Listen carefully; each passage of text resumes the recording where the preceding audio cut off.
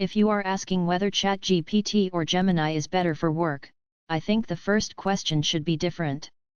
Which one gives you a usable first draft with fewer corrections on the tasks you repeat every week?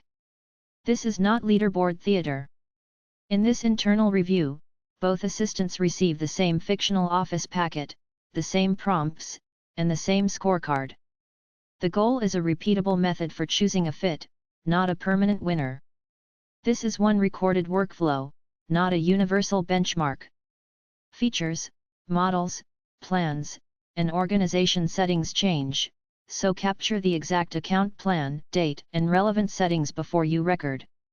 Run the prompts without rewriting them between tools. Use a fictional packet such as Northwind Design, not customer data or internal documents. The comparison is only useful when the input, prompt, and scoring rules stay the same.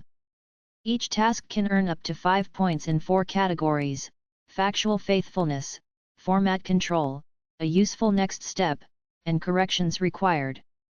Notice what is not on the scorecard: who writes the most confident sentence. Confidence is cheap. A draft that invents a deadline is expensive.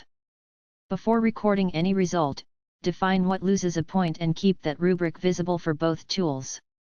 For Task 1, give both tools the same 600-word fictional meeting note. Ask for decisions, owners, deadlines, and open questions, with one critical instruction: do not invent missing owners or dates. The first check is whether the output clearly marks what is unknown. The better draft is not the longer one. It is the one you can scan and correct without reconstructing the meeting from scratch. Next, turn the same 3-bullet update into a 120-word executive email. Score whether it leads with the decision, retains the numbers, and avoids promises that were not in the source. Format control matters here. If the instruction asks for 3 bullets and a tool returns 7 paragraphs, that costs a correction. The purpose is not elegant prose. It is a reliable draft that respects the brief. Third, use a fictional spreadsheet export. Ask each assistant to describe only trends supported by the table, list 2 questions for the data owner, and not diagnose a cause. This catches a common AI failure, turning correlation into a story. A useful assistant distinguishes what the numbers show from what a human still needs to investigate. The score should reward questions that make the next review easier, not speculation dressed up as analysis. For Task 4, turn a short campaign brief into a 5-step plan with assumptions clearly labeled.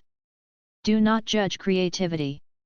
Check whether the plan respects the actual constraints: 2 people, 2 weeks, and no new software purchase. Then test a clarity edit. Give both tools a wordy internal announcement and ask them to reduce it by 30% while preserving the decision and deadline in a clean format. Count the corrections you would need before sending it. Put the scorecard on screen. For each row, show the original task, one short excerpt, the score, and the reason. If a result is tied, say it is tied.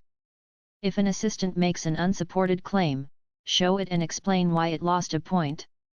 Never hide a weak prompt or silently rewrite it after seeing the result.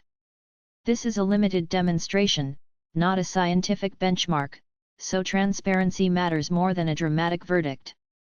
Here is the verdict worth trusting: choose the assistant that fits your approved work environment, handles recurring tasks with the least rework, and has the privacy setup your organization requires.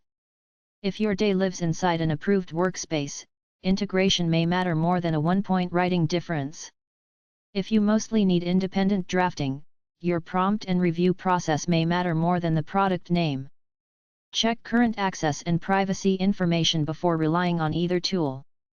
Run this exact mini trial yourself. Pick 1 note, 1 email, 1 table, 1 plan, and 1 edit. Remove sensitive information. Save the prompts. Count corrections, not vibes. After 1 week, you will have a better answer than any permanent best AI video can give you.